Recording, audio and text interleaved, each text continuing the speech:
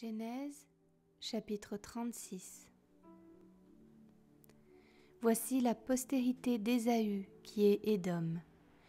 Ésaü prit ses femmes parmi les filles de Canaan, Ada, fille d'Élon, le Hétien, Oholibama, fille d'Ana, fille de Tsibéon, le Hévien, et Basmath, fille d'Ismaël, sœur de Nébajot.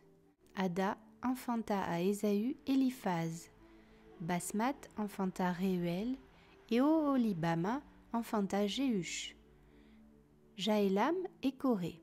Ce sont là les fils d'Ésaü qui lui naquirent dans le pays de Canaan. Ésaü prit ses femmes, ses fils et ses filles, toutes les personnes de sa maison, ses troupeaux, tout son bétail et tout le bien qu'il avait acquis au pays de Canaan, et il s'en alla dans un autre pays, loin de Jacob son frère. Car leur richesse était trop considérable pour qu'ils demeurassent ensemble, et la contrée où ils séjournaient ne pouvait plus leur suffire à cause de leurs troupeaux. Ésaü s'établit dans la montagne de Séhir. Ésaü, c'est Édom. Voici la postérité d'Ésaü, père d'Édom, dans la montagne de Séhir. Voici les noms des fils d'Ésaü. Éliphaz, fils d'Ada, femme d'Ésaü.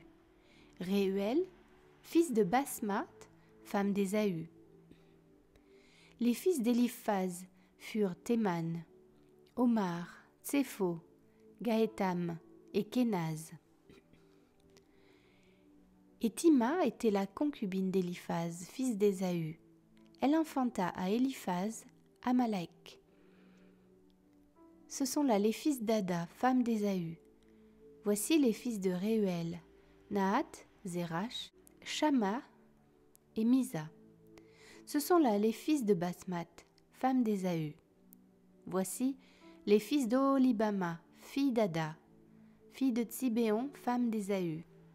Elle enfanta à Ésaü Jéhush, Jaélam et Coré. Voici les chefs de tribus issus des fils d'Ésaü. Voici les fils d'Éliphaz, premier-né d'Ésaü, le chef Théman, le chef Omar, le chef Tsépho, le chef Kénaz, le chef Coré, le chef Gaétam, le chef Amalek. Ce sont là les chefs issus d'Éliphaz dans le pays d'Édom. Ce sont les fils d'Ada. Voici les fils de Réuel, fils d'Ésaü, le chef Nahat, le chef Zérach, le chef Shama, le chef Misa. Ce sont là les chefs issus de Réuel dans le pays d'Édom. Ce sont là les fils de Basmath, femme d'Ésaü. Les fils d'Oholibama, femme d'Ésaü, le chef Jéhush, le chef Jaélam, le chef Coré. Ce sont là les chefs issus d'Oholibama, fille d'Ana, femme d'Ésaü. Ce sont là les fils d'Ésaü, et ce sont là leurs chefs de tribu. Ésaü, c'est Édom. Voici les fils de Séhir le Horien, anciens habitants du pays. Lotan, Shobal, Tsibéon, Ana, Dishon, Etzer et Dishan. Ce sont là les chefs des Horiens, fils de Séhir dans le pays d'Édom.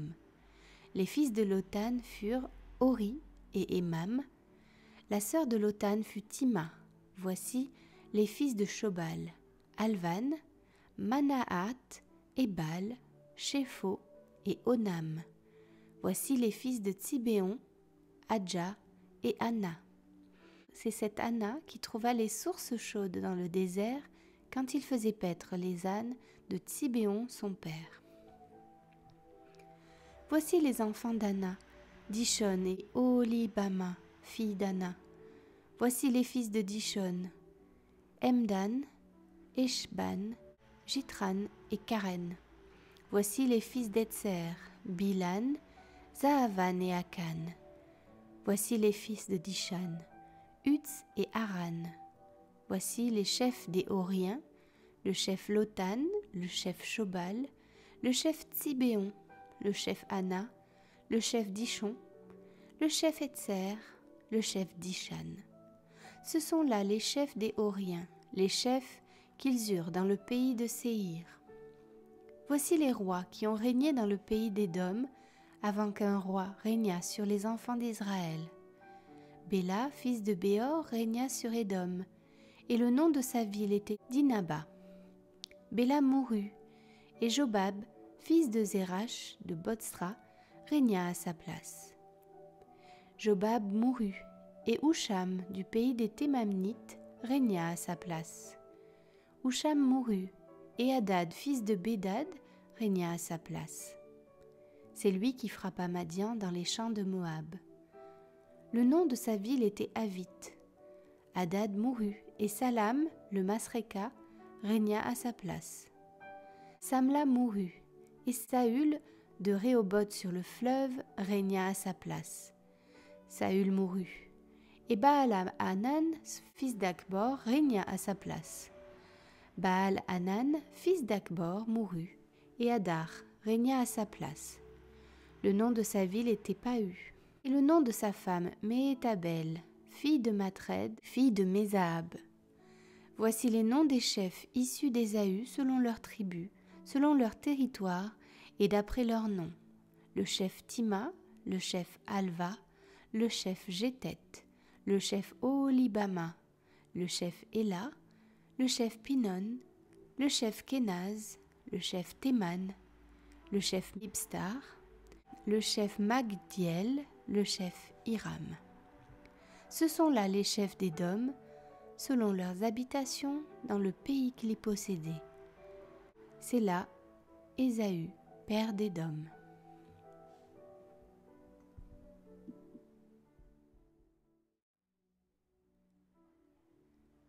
Genèse chapitre 37. Jacob demeura dans le pays de Canaan où avait séjourné son père. Voici la postérité de Jacob. Joseph, âgé de 17 ans, faisait paître le troupeau avec ses frères. Cet enfant était auprès des fils de Bilha et des fils de Zilpa, femme de son père. Et Joseph rapportait à leur père leurs mauvais propos. Israël aimait Joseph plus que tous ses autres fils parce qu'il l'avait eu dans sa vieillesse, et il lui fit une tunique de plusieurs couleurs. Ses frères virent que leur père l'aimait plus que tous, et ils le prirent en haine. Ils ne pouvaient lui parler avec amitié. Joseph eut un songe, et il raconta à ses frères qui le haïrent encore davantage. Il leur dit : « Écoutez donc ce songe que j'ai eu.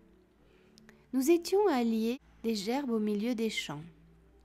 Et voici ma gerbe se leva et se tint debout, et vos gerbes l'entourèrent et se prosternèrent devant elle. » Ses frères lui dirent : « Est-ce que tu régneras sur nous ? Est-ce que tu nous gouverneras ?» Et ils le haïrent encore davantage à cause de ses songes et à cause de ses paroles. Il eut encore un autre songe, et il le raconta à ses frères. Il dit : « J'ai eu encore un songe, et voici le soleil, la lune et 11 étoiles se prosternaient devant moi. » Il le raconta à son père et à ses frères. Son père le réprimanda et lui dit : « Que signifie ce songe que tu as eu ? Faut-il que nous venions, moi, ta mère et tes frères, nous prosterner en terre devant toi ?» Ses frères eurent de l'envie contre lui, mais son père garda le souvenir de ces choses. Les frères de Joseph étant allés à Sichem pour faire paître le troupeau de leur père, Israël dit à Joseph : « Tes frères ne font-ils pas paître le troupeau à Sichem ? Viens, je veux t'envoyer vers eux. » Et il répondit : « Me voici. » Israël lui dit : « Va, je te prie, et vois si tes frères sont en bonne santé et si le troupeau est en bon état, et tu m'en rapporteras des nouvelles. » Il l'envoya ainsi de la vallée d'Hébron, et Joseph alla à Sichem. Un homme le rencontra comme il errait dans les champs. Il le questionna en disant : « Que cherches-tu ? » Joseph répondit : « Je cherche mes frères. Dis-moi, je te prie, où ils font paître leur troupeau. » Et l'homme dit : « Ils sont partis d'ici, car je les ai entendus dire : allons à Dothan. » Joseph alla après ses frères, et il les trouva à Dothan. Ils le virent de loin, et avant qu'il fût près d'eux, ils complotèrent de le faire mourir. Ils se dirent l'un à l'autre : « Voici le faiseur de songes qui arrive. Venez maintenant, tuons-le, et jetons-le dans une des citernes, Nous dirons qu'une bête féroce l'a dévoré et nous verrons ce que deviendront ses songes. » Ruben entendit cela et il le délivra de leurs mains. Il dit, « Ne lui ôtons pas la vie. » Ruben leur dit, « Ne répandez point le sang, jetez-le dans cette citerne qui est au désert et ne mettez pas la main sur lui. » Il avait dessein de le délivrer de leurs mains pour le faire retourner vers son père. Lorsque Joseph fut arrivé auprès de ses frères, ils le dépouillèrent de sa tunique, de la tunique de plusieurs couleurs qu'il avait sur lui. Ils le prirent et le jetèrent dans la citerne. Cette citerne était vide, il n'y avait point d'eau. Ils s'assirent ensuite pour manger. Ayant levé les yeux, ils virent une caravane d'Ismaélites venant de Galaad. Leurs chameaux étaient chargés d'aromates, de baume et de myrrhe qu'ils transportaient en Égypte. Alors Juda dit à ses frères, « Que gagnerons-nous à tuer notre frère et à cacher son sang? Venez, vendons-le aux Ismaélites, et ne mettons pas la main sur lui, car il est notre frère, notre chair. » Et ses frères l'écoutèrent. Au passage des marchands madianites, ils tirèrent et firent remonter Joseph hors de la citerne, et ils le vendirent pour 20 cycles d'argent aux Ismaélites qui l'emmenèrent en Égypte. Ruben revint à la citerne et voici, Joseph n'était plus dans la citerne. Il déchira ses vêtements, retourna vers ses frères et dit, « L'enfant n'y est plus, et moi, où irai-je » Ils prirent alors la tunique de Joseph et ayant tué un bouc, ils plongèrent la tunique dans le sang. Ils envoyèrent à leur père la tunique de plusieurs couleurs en lui faisant dire, « Voici ce que nous avons trouvé. Reconnais si c'est la tunique de ton fils ou non. » Jacob l'a reconnue et dit, « C'est la tunique de mon fils. Une bête féroce l'a dévorée. » Joseph a été mis en pièces. Et il déchira ses vêtements. Il mit un sac sur ses reins et il porta longtemps le deuil de son fils. Tous ses fils et toutes ses filles vinrent pour le consoler, mais il ne voulut recevoir aucune consolation. Il disait, « C'est en pleurant que je descendrai vers mon fils au séjour des morts. » Et il pleurait son fils. Les Madianites le vendirent en Égypte à Potiphar, officier de Pharaon, chef des gardes.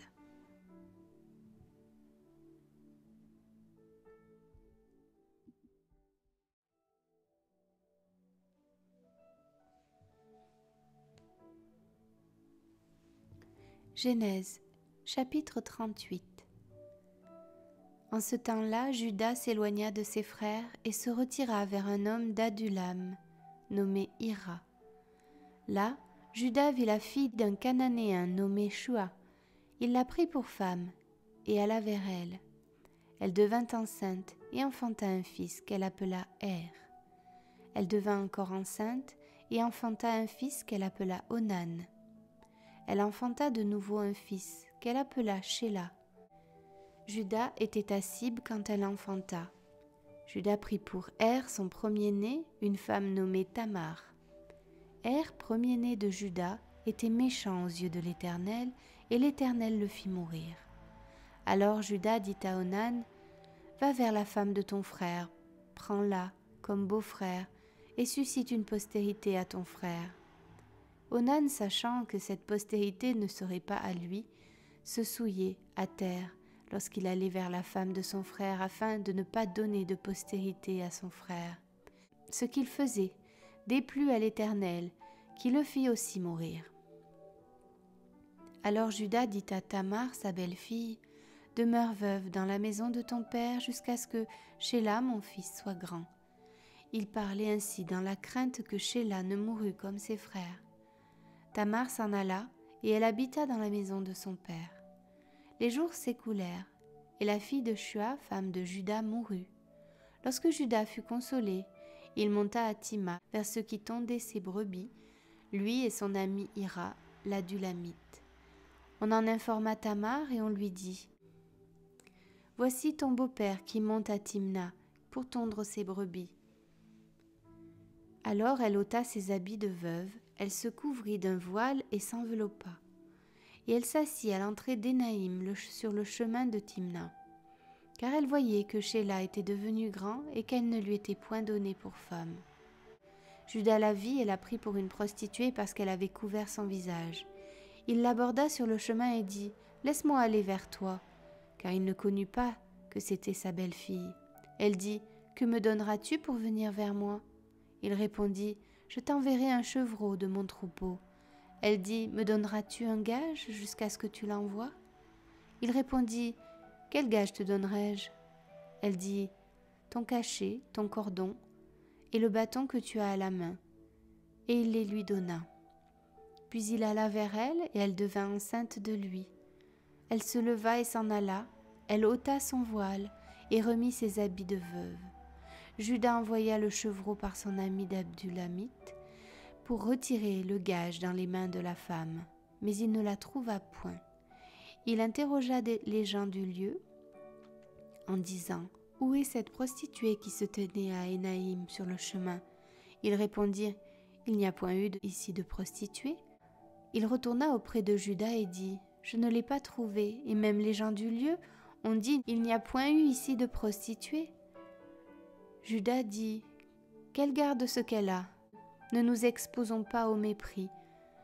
Voici, j'ai envoyé ce chevreau et tu ne l'as pas trouvé. » Environ 3 mois après, on vint dire à Juda « Tamar, ta belle-fille, s'est prostituée, et même la voilà enceinte à la suite de sa prostitution. » Et Juda dit « Faites-la sortir, et qu'elle soit brûlée. » Comme on l'a menée dehors, elle fit dire à son beau-père « C'est de l'homme à qui ces choses appartiennent que je suis enceinte. Reconnais, je te prie, à qui sont ce cachet, ces cordons et ce bâton. » Juda les reconnut et dit « Elle est moins coupable que moi, puisque je ne l'ai pas donnée à Shéla mon fils. » Et il ne la connut plus. Quand elle fut au moment d'accoucher, voici, il y avait 2 jumeaux dans son ventre. Et pendant l'accouchement, il y en eut un qui présenta la main, la sage-femme la prit, et y attacha un fil cramoisi en disant « Celui-ci sort le premier. » Mais il retira la main et son frère sortit. Alors la sage-femme dit « Quelle brèche tu as faite ?» Et elle lui donna le nom de Péretz. Ensuite sortit son frère qui avait à la main le fil cramoisi, et on lui donna le nom de Zérach.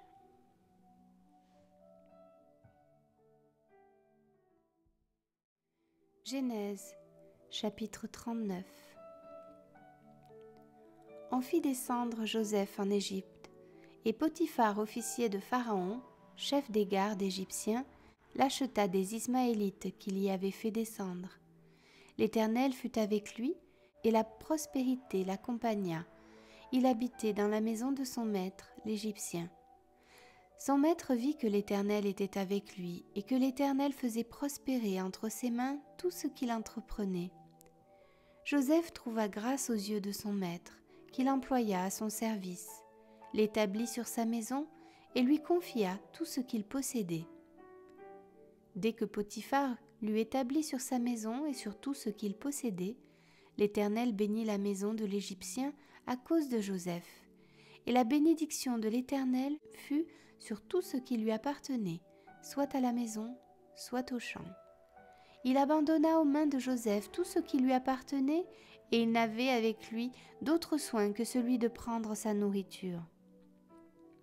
Or Joseph était beau de taille et beau de figure.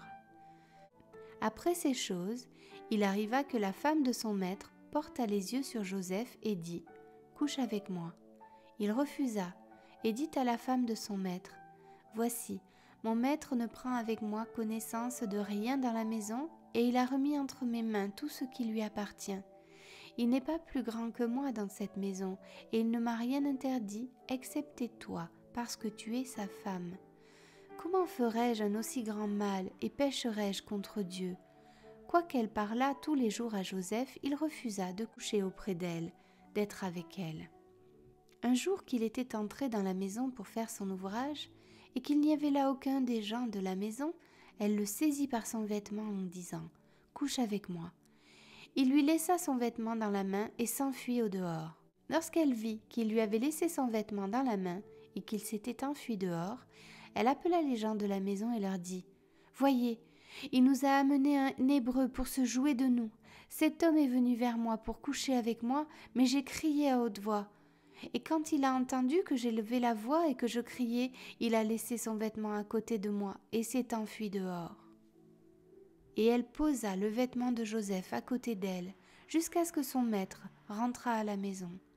Alors elle lui parla ainsi. « L'esclave hébreu que tu nous as amené est venu vers moi pour se jouer de moi. Et comme j'ai élevé la voix et que j'ai crié, il a laissé son vêtement à côté de moi et s'est enfui dehors. » Après avoir entendu les paroles de sa femme qui lui disait « Voilà ce que m'a fait ton esclave », le maître de Joseph fut enflammé de colère. Il prit Joseph et le mit dans la prison, dans le lieu où les prisonniers du roi étaient enfermés. Il fut là, en prison. L'Éternel fut avec Joseph, et il étendit sur lui sa bonté. Il le mit en faveur aux yeux du chef de la prison. Et le chef de la prison plaça sous sa surveillance tous les prisonniers qui étaient dans la prison, et rien ne s'y faisait que par lui. Le chef de la prison ne prenait aucune connaissance de ce que Joseph avait en main, parce que l'Éternel était avec lui. Et l'Éternel donnait de la réussite à ce qu'il faisait.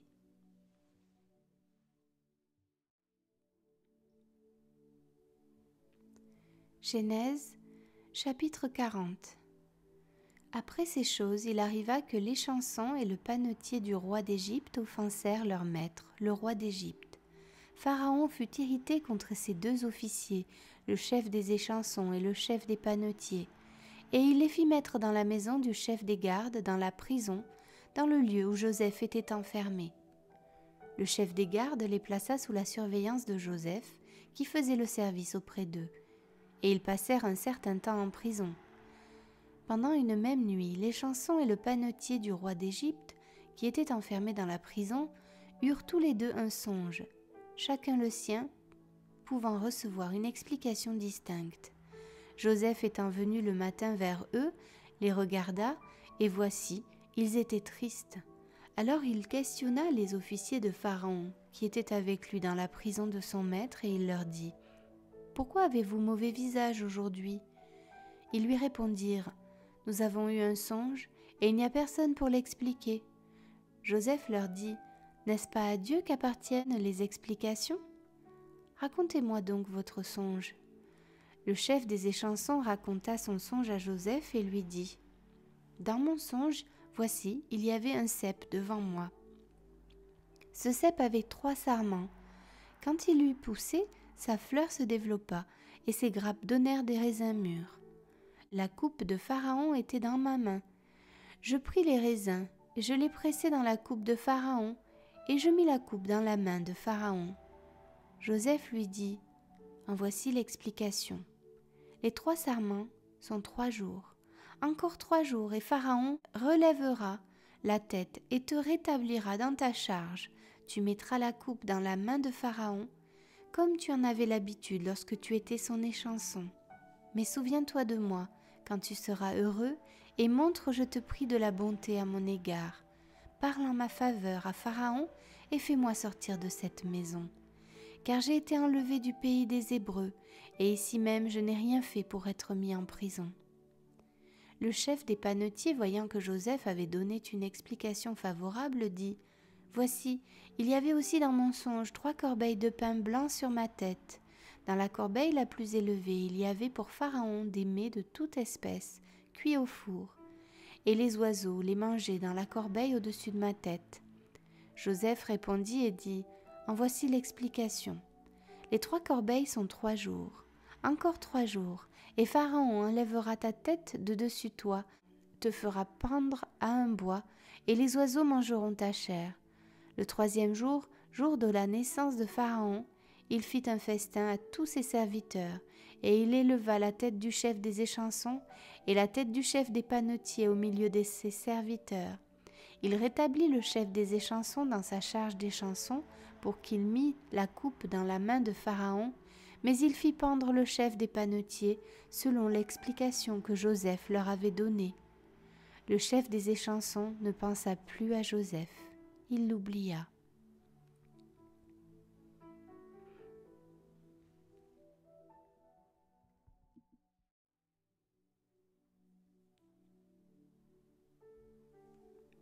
Genèse, Chapitre 41.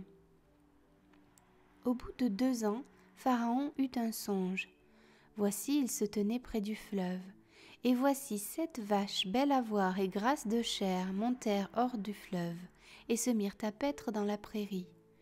7 autres vaches, laides à voir et maigres de chair, montèrent derrière elles hors du fleuve et se tinrent à leur côté sur le bord du fleuve. Les vaches laides à voir et maigres de chair mangèrent les 7 vaches belles à voir et grasses de chair. Et Pharaon s'éveilla. Il se rendormit et il eut un second songe. Voici 7 épis gras et beaux montèrent sur une même tige, et 7 épis maigres et brûlés par le vent d'Orient poussèrent après eux. Les épis maigres engloutirent les 7 épis gras et pleins, et Pharaon s'éveilla. Voilà le songe. Le matin, Pharaon eut l'esprit agité, et il fit appeler tous les magiciens et tous les sages d'Égypte. Il leur raconta ses songes, mais personne ne put les expliquer à Pharaon. Alors le chef des échansons prit la parole et dit à Pharaon : « Je vais rappeler aujourd'hui le souvenir de ma faute. Pharaon s'était irrité contre ses serviteurs et il m'avait fait mettre en prison dans la maison du chef des gardes, moi et le chef des panetiers.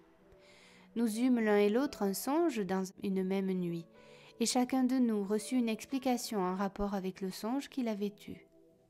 Il y avait là avec nous un jeune hébreu, esclave du chef des gardes. Nous lui racontâmes nos songes et il nous les expliqua. Les choses sont arrivées selon l'explication qu'il nous avait donnée. Pharaon me rétablit dans ma charge et il fit pendre le chef des panetiers. Pharaon fit appeler Joseph. On le fit sortir en hâte de prison. Il se rasa, changea de vêtements et se rendit vers Pharaon. Pharaon dit à Joseph : « J'ai eu un songe, personne ne peut l'expliquer, et j'ai appris que tu expliques un songe après l'avoir entendu. » Joseph répondit à Pharaon en disant : « Ce n'est pas moi, c'est Dieu qui donnera une réponse favorable à Pharaon. » Pharaon dit alors à Joseph : « Dans mon songe, voici, je me tenais sur le bord du fleuve.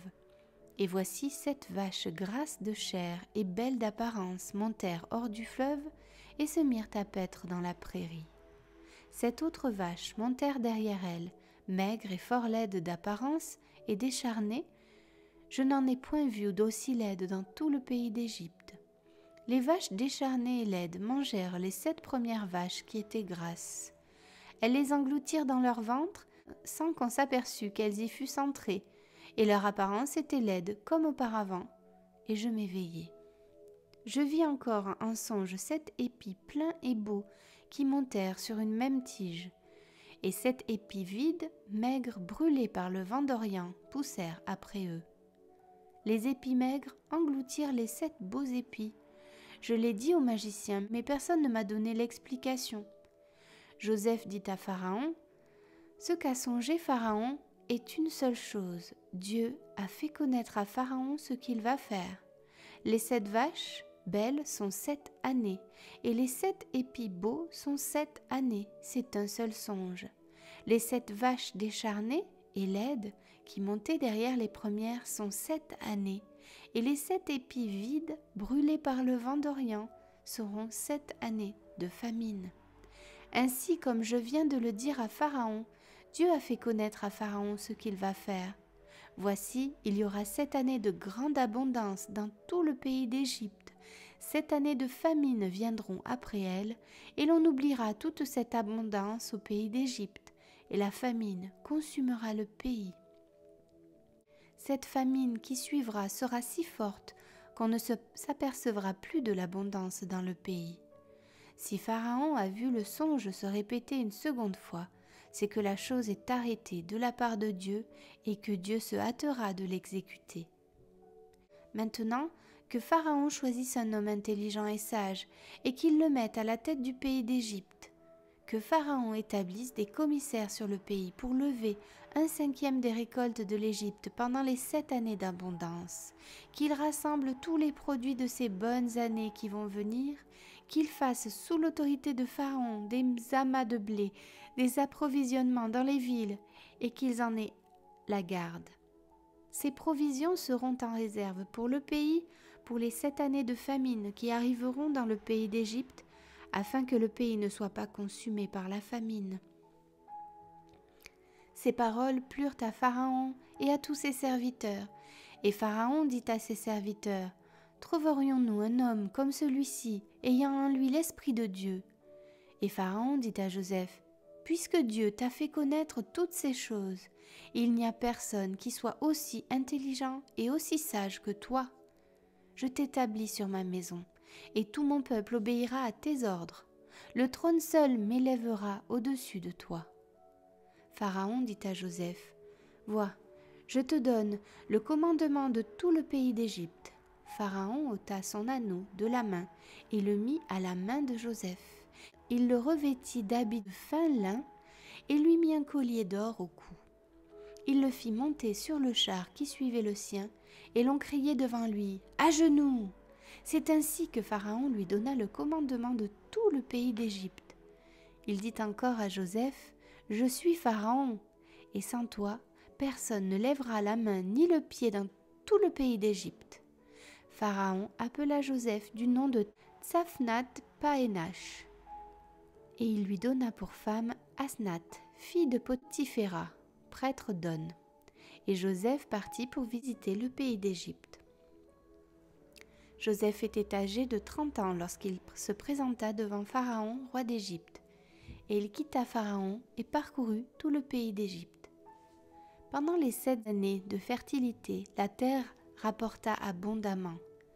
Joseph rassembla tous les produits de ces 7 années dans le pays d'Égypte. Il fit des approvisionnements dans les villes, mettant dans l'intérieur de chaque ville les productions des champs d'alentour.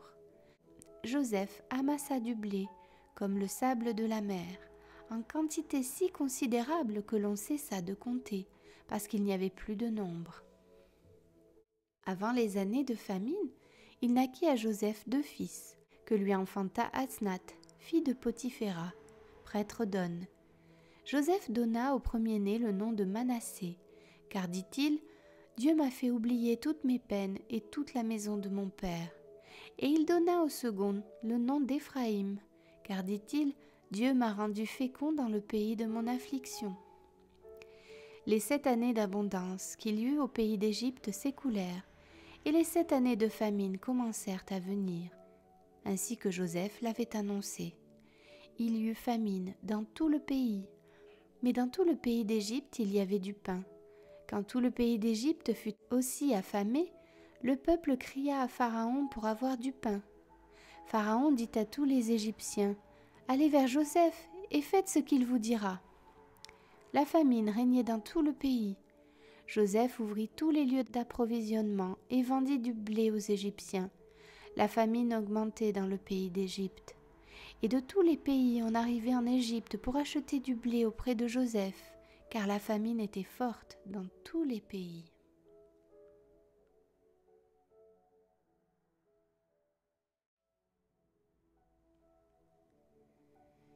Genèse, chapitre 42.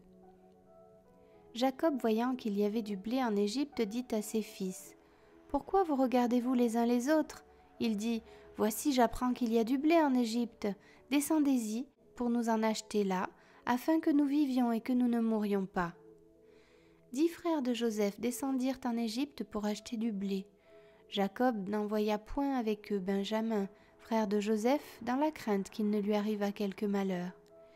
Les fils d'Israël vinrent pour acheter du blé au milieu de ceux qui venaient aussi, car la famine était dans le pays de Canaan. Joseph commandait dans le pays, c'est lui qui vendait du blé à tout le peuple du pays. Les frères de Joseph vinrent et se prosternèrent devant lui la face contre terre. Joseph vit ses frères et les reconnut, mais il feignit d'être un étranger pour eux.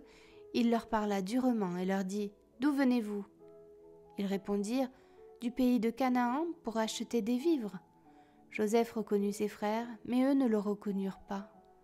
Joseph se souvint des songes qu'il avait eus à leur sujet et il leur dit, « Vous êtes des espions, c'est pour observer les lieux faibles du pays que vous êtes venus. » Ils lui répondirent, « Non, mon Seigneur, tes serviteurs sont venus pour acheter du blé.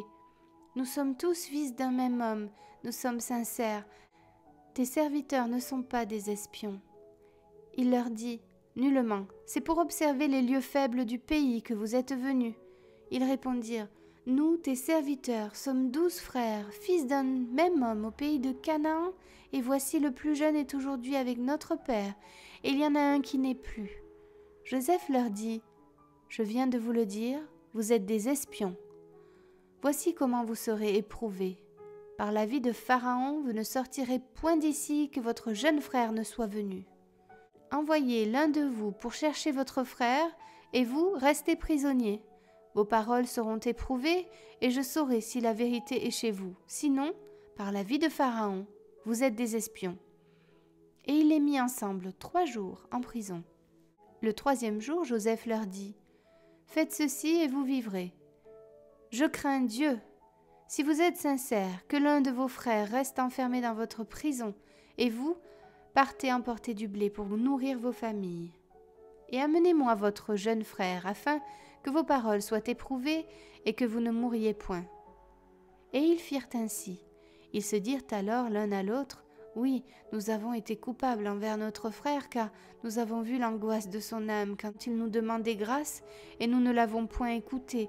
C'est pour cela que cette affliction nous arrive. » Ruben, prenant la parole, leur dit, « Ne vous disais-je pas, ne commettez point un crime envers cet enfant, mais vous n'avez point écouté. Et voici, son sang est redemandé. » Ils ne savaient pas que Joseph comprenait, car il se servait avec eux d'un interprète. Il s'éloigna d'eux pour pleurer. Il revint et leur parla, puis il prit parmi eux Siméon, et il le fit enchaîner sous leurs yeux. Joseph ordonna qu'on remplît de blé leurs sacs, qu'on remît l'argent de chacun dans son sac, et qu'on leur donna des provisions pour la route. Et l'on fit ainsi. Ils chargèrent le blé sur leurs ânes et partirent. L'un d'eux ouvrit son sac pour donner du fourrage à son âne, dans le lieu où ils passèrent la nuit, et il vit l'argent qui était à l'entrée du sac. Il dit à ses frères, « Mon argent a été rendu, et le voici dans mon sac. » Alors leur cœur fut en défaillance, et ils se dirent l'un à l'autre en tremblant, « Qu'est-ce que Dieu nous a fait ?» Ils revinrent auprès de Jacob leur père dans le pays de Canaan, et ils lui racontèrent tout ce qui leur était arrivé. Ils dirent, « L'homme qui est le seigneur du pays nous a parlé durement, et il nous a pris pour des espions. Nous lui avons dit, « Nous sommes sincères, nous ne sommes pas des espions, nous sommes 12 frères, fils de notre père. L'un n'est plus, et le plus jeune est aujourd'hui avec notre père au pays de Canaan. » Et l'homme qui est le seigneur du pays nous a dit, « Voici comment je saurai si vous êtes sincères. Laissez auprès de moi l'un de vos frères, prenez de quoi nourrir vos familles, partez et amenez-moi votre jeune frère.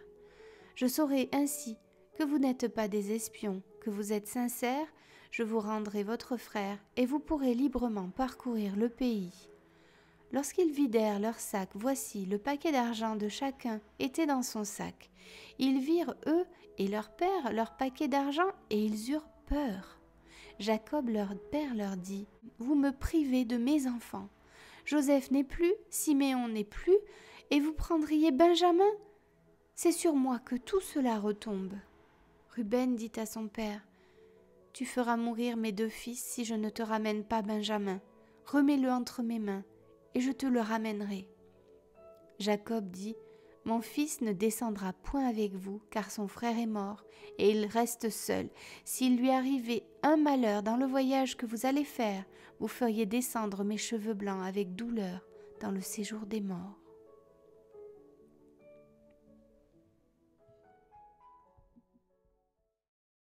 Genèse, chapitre 43.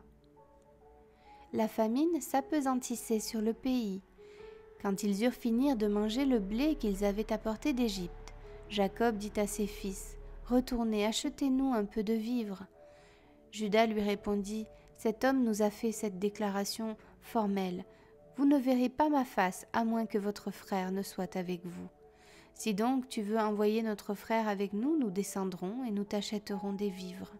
Mais si tu ne veux pas l'envoyer, nous ne descendrons point, car cet homme nous a dit, vous ne verrez pas ma face, à moins que votre frère ne soit avec vous. » Israël dit alors, pourquoi avez-vous mal agi à mon égard en disant à cet homme que vous aviez encore un frère ?»